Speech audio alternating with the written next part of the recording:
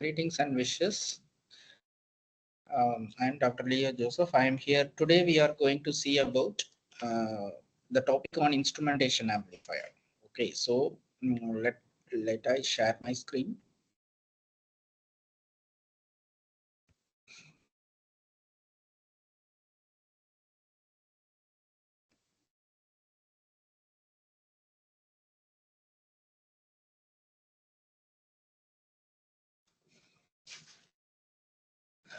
All right, so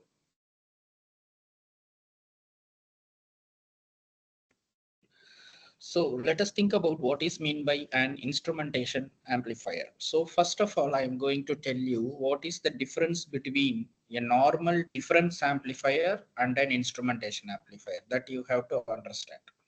Since in the normal difference amplifier, what is happening is, so this is the diagram of a normal difference amplifier. So like this, and directly it is given to the operational amplifier like minus and plus like this, and this is V2, this is V1, and this will be my feedback resistance, and this will be my V0. So V0 is equal to gain into V2 minus V1. So this is R2 and R1, and this is also you can take either R3 and R4. So this amplifier just it will that is amplify the difference between this two applied input voltage. So this is the base of the difference amplifier. Now, what is mean by an instrumentation amplifier? In which way it is different from the normal difference amplifier? That is the point of discussion of today's topic. So instrumentation amplifier is also basically a difference amplifier only. But what is the main advantage of instrumentation amplifier is its high input impedance is very high. So you can see here the inputs are not directly applied to the input. It is preceded by one more operational amplifiers that are acting as a input sources for the difference amplifier. So already this operational amplifier itself has high input impedance. This also having very high input impedance, and this amplifier is also having very high input impedance. So after passing this signal itself, the common mode rejection ratio concept starts will begin to apply. So what is the main difference of instrumentation amplifier is it is having excellent it is having very high input impedance. So due to this high input impedance, what is the resultant is signal to noise ratio will be very high. So it can able to cancel common modes. So automatically what happened? High CMRR. Generally in operational amplifier, CMRR should be assumed as infinite. If CMRR is infinite means it will reject any common signals applied in the input terminal. That is, if along with the input terminal, any surrounding noises coming means it will be rejected. That is the basic. So if CMRR is very high means it will totally reject the common interferences and allow only the signal of interest as the output. This is the thing. So where then why we can't modify the difference amplifier like this means we can able to modify, but here what we are doing is the main important benefit of using instrumentation amplifier is it is used to amplify very low level signals. Very low level signals, that is in the name of millivolt, microvolt.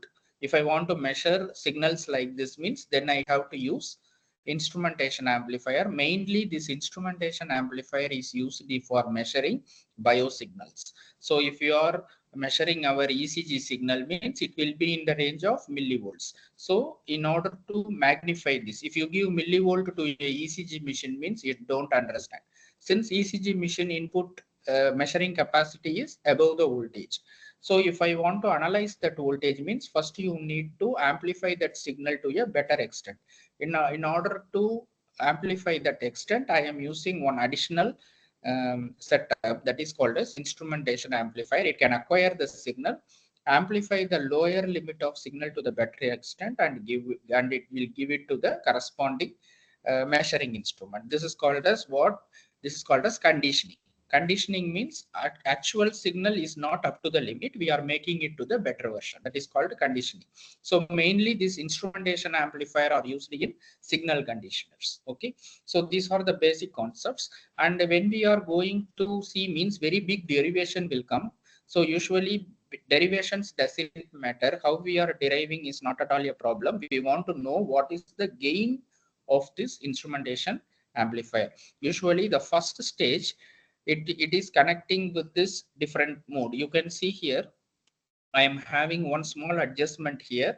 In between these two amplifier, we are having this resistance called R1. By finely tuning this resistance, we can able to increase the gain much better. So what is the ultimate result is, this is, we can use some big formulas like this. For example, 1 plus 2 R2 by R1 into V02 minus V01, like that.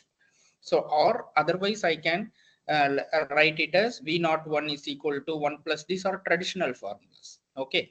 So I will come into this. So in order for analyzing this instrumentation amplifier, I am going to consider a problem for better understanding. So here is the problem. Consider the instrumentation amplifier. Circuit parameters are given here. And inputs you can see here. V1 is equal to minus 25 sine omega t millivolt, and V2 is equal to same thing only plus 25 sine omega t millivolts, and find this intermittent voltages V01, V02, V0, and current across each resistor. That is the very important thing. So first and foremost, we will write what are all the given parameters. So V1 is minus 25 sine omega t millivolt, and V2 is equal to 25 sine omega t millivolt, and R1, R2, R3 are as per the given strategies. So first we have already drawn the diagram. The instrumentation amplifier will look like this only. What we have, it has two stages. First stage is for general amplification, and second stage is for improvement of further gain improvement. That is the second stage. So what we are doing is, I am going to calculate what is the output of this instrumentation amplifier. Here I am going to have the gain. The gain value is 1 plus 2 R2 by R1. That is non-inverting mode of operation. 1 plus R2 by R1 is non-inverting mode.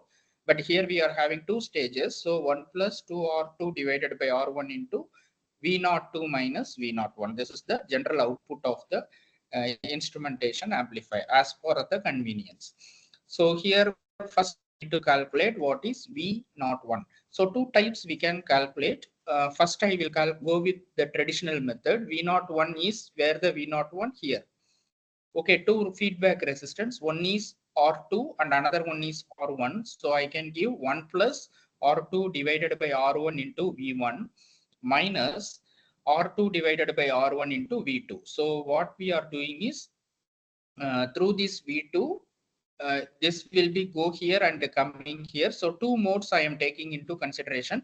One is this V1 is directly connected to positive terminal. So I am treating it as non-inverting mode operation. That is 1 plus R2 divided by R1 into V1 minus non-inverting mode operation is same R2 divided by R1 into V2. Like that also we can calculate.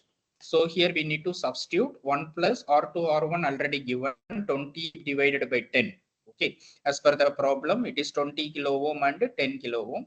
So 20 divided by 10 into minus 25 sine omega t millivolt minus 20 divided by 10 into 25 sine omega t millivolt. So if I calculate this means I will get minus 125 sine omega t millivolt.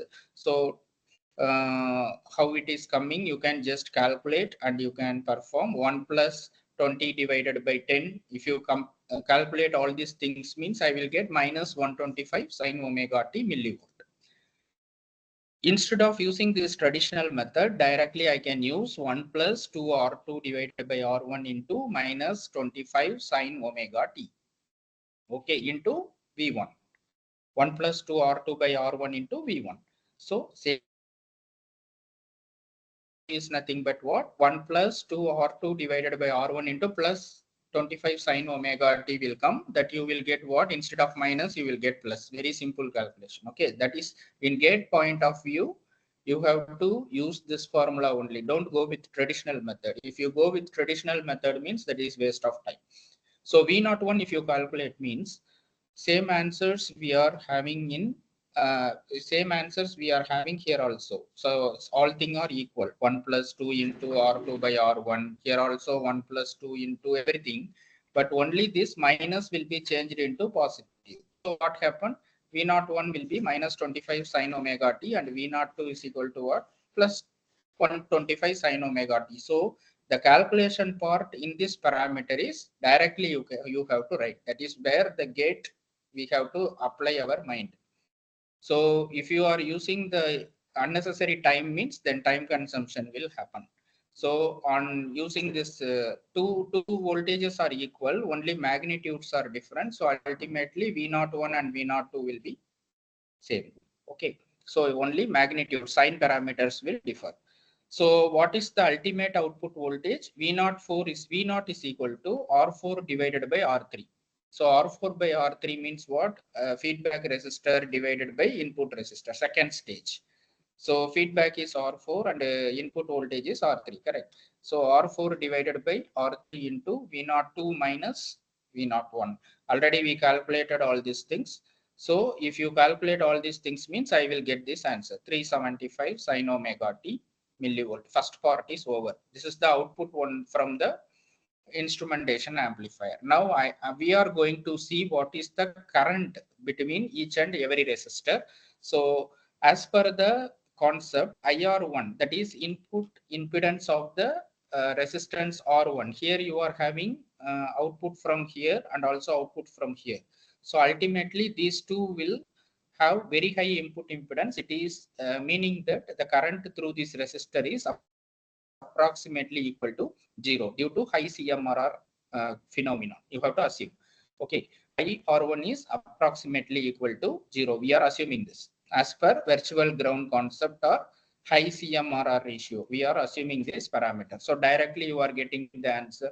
IR1 is directly equal to approximately equal to 0. Then what about IR2? IR2 is nothing but what? Current through the R2 resistor. Current through R2 resistor is nothing but what? V02 minus V01 divided by R1. Okay, divided by R2. Sorry, V02 minus V01 divided by R2. So V02 is nothing but this one. That is V02. Here we have calculated. Okay, 125. How it is coming? You can see here 125 minus of minus 125. Don't miss this minus, otherwise it will cancel and become 0. Your answer will be wrong. So here if you do means it will become 125 plus 125. So 250 divide sine omega t divided by 20. I think this is 12.5 sine omega t milliamps. This is not volts. This is current. Okay, milliamps. So similarly, the important thing is IR3. IR3 is nothing but what? Same thing only, right? 12.5 into sine omega t into milliamps. Final answer is IR4. So what is IR4? So you can see here, this is the most important thing, that is how it is coming. R3 minus R4, this thing, how it is coming, you have to imagine. So R3. V02 minus V01, how it is coming through R3, that is important, right? So here V01 is coming, here V02 is coming. How here V02 is coming, that is our thing. This V02 is entering into this positive terminal and it is feedback here and it is coming here. So current is V02. Here directly V01. So what is the resistance? V02 minus V01 divided by R3. That is the thing. So if this current is IR3, then the same current will flow to IR4 also. And as per the virtual ground concept, this current and this current are said to be equal. So current through IR3 is equal to current through IR4. This concept you have to understand. If you understand this concept means, if you calculate IR3, automatically that will be equal to what? IR4. So within short span, you can solve this problem. If you solve V01, V02 automatically will come. If you assume IR1 equal to 0, directly it will come. IR2 only will be your work. So IR3 if you calculate means automatically IR4 will automatically come to your calculation. So after that you have to fill all these parameters. What is R1, R2, what is IR1, IR2, like that everything you have to fill out. So by fine tuning of this instrumentation amplifier, we can able to obtain very accurate value of the amplify the accurate difference of the applied input signal. But only important highest benefit of the instrumentation amplifier is it can able to amplify very low level signal. That is from our human body we are getting 1 millivolt from our heart. So that signals if you want to measure and we have to analyze our heart performance or operation means, then what we have to do, we need to amplify or condition the signal according to the measuring instrument, that is ECG. If you give 1 millivolt to ECG means it don't understand. So you have to magnify that or amplify that and you need to apply in a suitable quantum without disturbing the nature of the signal. In order to do that, we are having one special circuit that are called as signal conditioners. Mainly in all signal conditioner circuits, this instrumentation amplifier plays a vital role. Okay, so instead of studying very big derivation, you have to understand how this instrumentation amplifier able to analyze a small level input signal and what is the ultimate aim output we are getting from this signal conditioner. Like that, if you analyze and realize any circuit means, then your design will be perfect. So in order to realize much better means you have to design this circuit using any other software like multi-sim or any other piece spice. You have to analyze and you apply minus 25 sine omega t millivolt inside and measure the output voltage, so that you can in a realistic manner you can see how a small level signal is magnified to a better extent. Okay, in that manner you have to realize how a instrumentation amplifier is really working. Okay, this is about, so this is very important question, so please take care and study the realize the things, that is very important. Hope you better understand what is this concept. Okay, thank you.